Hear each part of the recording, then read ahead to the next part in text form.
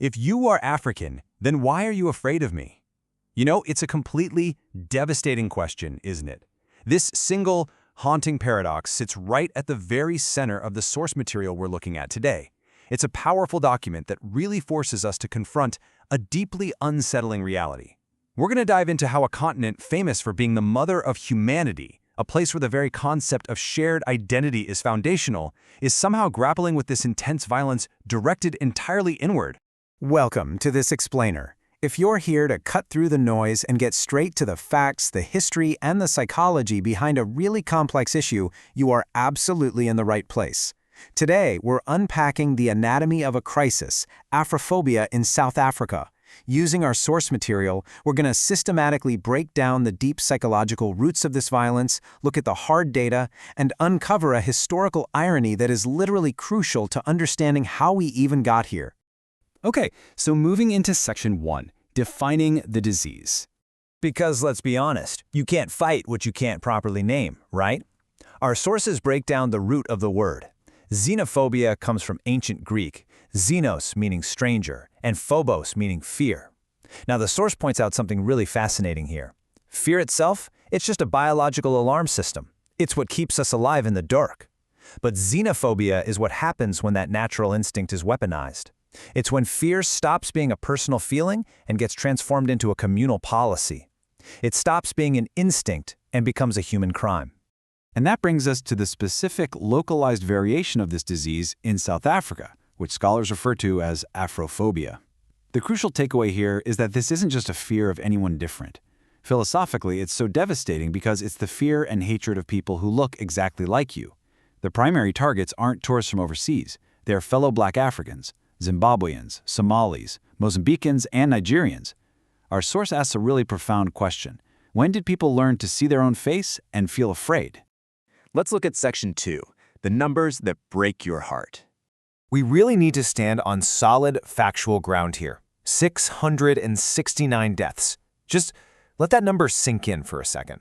Between 1994 and March 2024, xenophobic attacks in South Africa have resulted in the loss of 669 human lives. As the source material points out, these are human beings who woke up one morning and simply did not come home.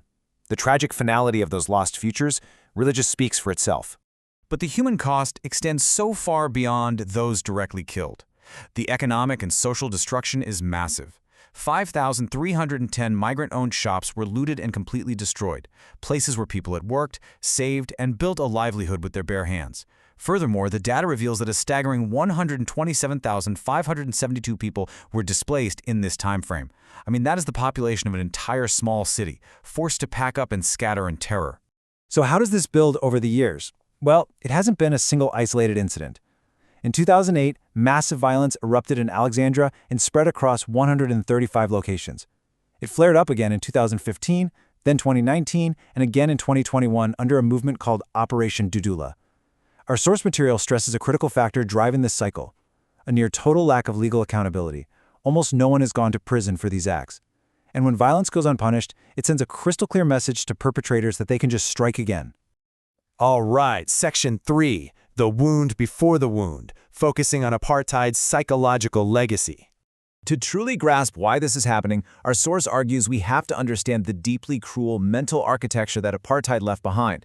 This brings us to what scholars call the Fanon problem, named after the philosopher Frantz Fanon. Apartheid was this calculated philosophy that literally categorized human worth and preached that resources were scarce. It built a massive wall between us and them.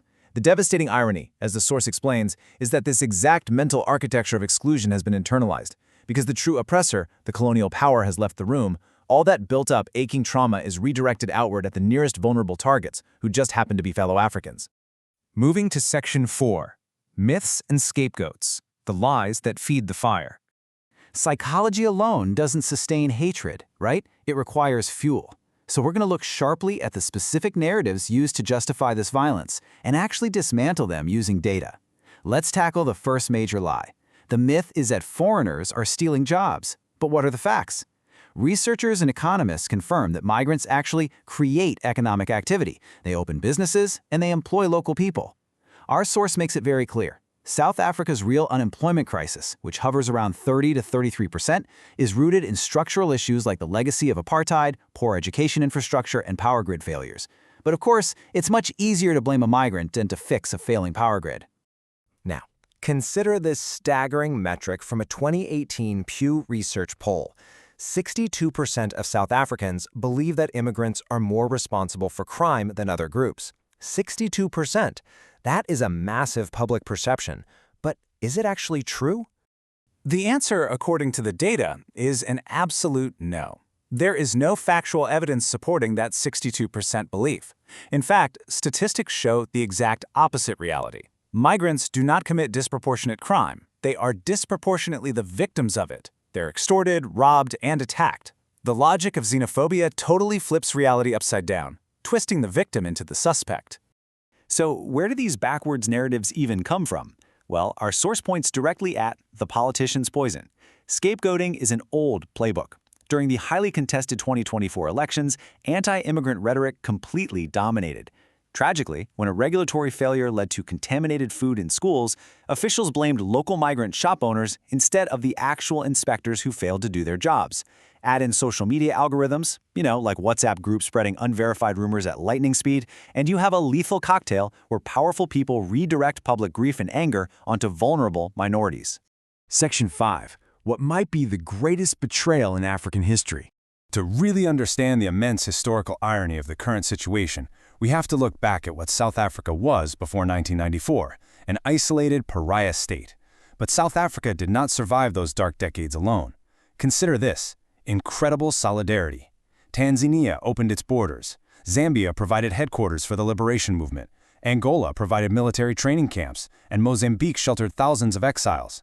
The entire continent literally mobilized, at enormous risk to their own stability, to help South Africa achieve its freedom.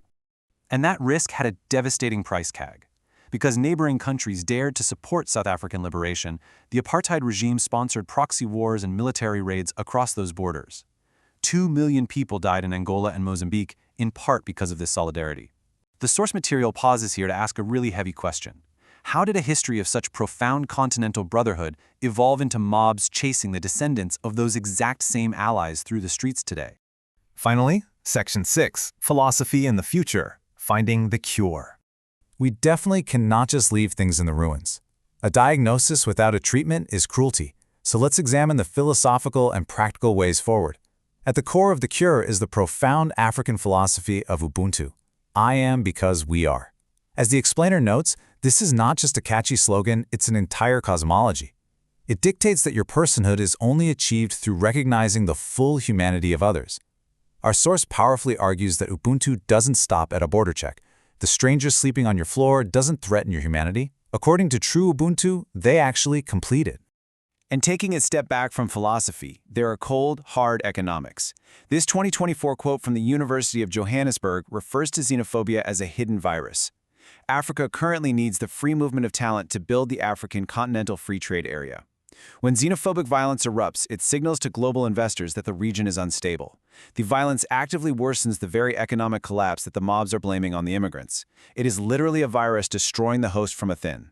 So what is the actual way forward? Our source outlines 4 vital steps. First, empathy education. We need to be teaching the real history of African solidarity. Second, immediate legal accountability, ending the impunity that essentially endorses the violence. Third, political courage. Leaders absolutely must stand up and fight actual enemies like poverty and corruption, rather than using migrants as cheap scapegoats for votes. And fourth, practicing true Ubuntu in daily life, seeing the humanity in your neighbor regardless of what side of a river they were born on. Which brings us to our final slide, and a deeply provocative question posed by our source material. Human beings have always migrated. It's our origin story. Africa is the mother of all humanity. So the big question we're left with is this: will we continue burning the library we were all born in, or will we remember our origins, recognize the faces of our neighbors, and finally remember that we are all African?